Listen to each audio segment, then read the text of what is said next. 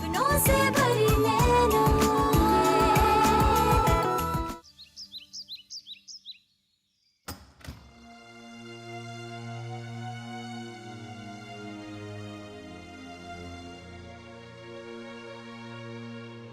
सोना, सोना बेटा, बेटा कैसी हो तुम? क्या फर्क पड़ता है आई? सोना,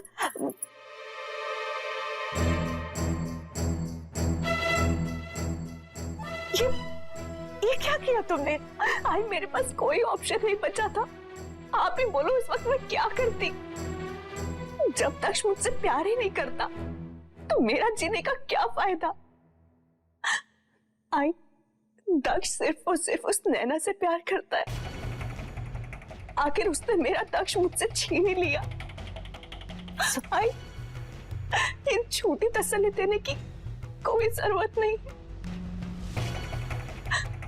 आई, आपने तो मुझसे वादा किया था ना कि दक्ष सिर्फ मुझसे शादी करेगा, पर आई सबके सामने उसने मेरे प्यार को ठुकरा दिया। आई आप ही बताइए, मेरी ऐसी क्या गलती थी? क्या किया है आपने? मेरे मम्मी पापा से आपका क्या लेना देना है? आप ऐसे रो क्यों रहे हो? जवाब दीजिए। मैं इसलिए रो रही हूँ कि मैं कभी तुम्हारे पापा से प्यार करती थी।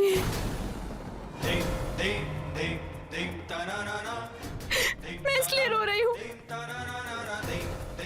कि तुम इतने दिन मेरे सामने थी और मुझे पता भी नहीं चला। मैं तकदीर के तमाशे पे रो रही हूँ। कैसे ऑफिस चलाते हैं आप लोग? आप लोग को ये तक नहीं पता कि आपका बॉस कहाँ है इस वक्त? मेरी बात ध्यान से सुनिए। अगर मिस्टर दक्ष पटवर्धन का कोई फोन आता है या फिर आपको पता लगता है कि वो इस वक्त कहाँ पर है, तो तुरंत मुझे इन्फॉर्म कीजिएगा, समझे? मैं उनकी मंगेतर बोल रही हूँ। ना दक्ष केस के सिलसिले में बाहर गया, ना ही किसी दोस्त को उसके बारे में कोई खबर। यहाँ तक कि उसका फोन भी अनरीचेबल जा रहा है। इसका मतलब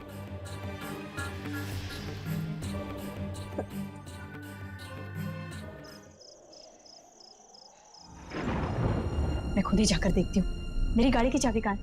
मैम, इतनी तूफानी रात में आप कैसे जाएंगी? नैना,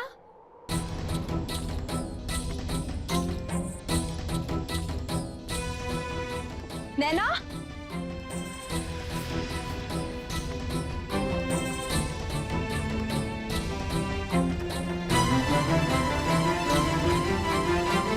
आप फिर चली आई? आखिर क्यों पीछे पड़ी आप मेरी बेटी के? अब क्या चाहिए आपको? वो नैना, नैना कहाँ है? क्या मतलब है आपका कि नैना कहाँ है? आखिर आखिर क्यों मिलना चाहती हैं आप मेरी बेटी से? प्लीज भगवान के लिए उसे सुकून से रहने दीजिए। मेरे यहाँ से जाने के बाद नैना मेरे पीछे आई थी। वो मुझसे बात करना चाहती थी, मुझसे मिलना चाहती थी। हम दोनों ने बातें की और फिर वो रोते हुए वहां से भाग गई। रुला दिया ना आपने उसे?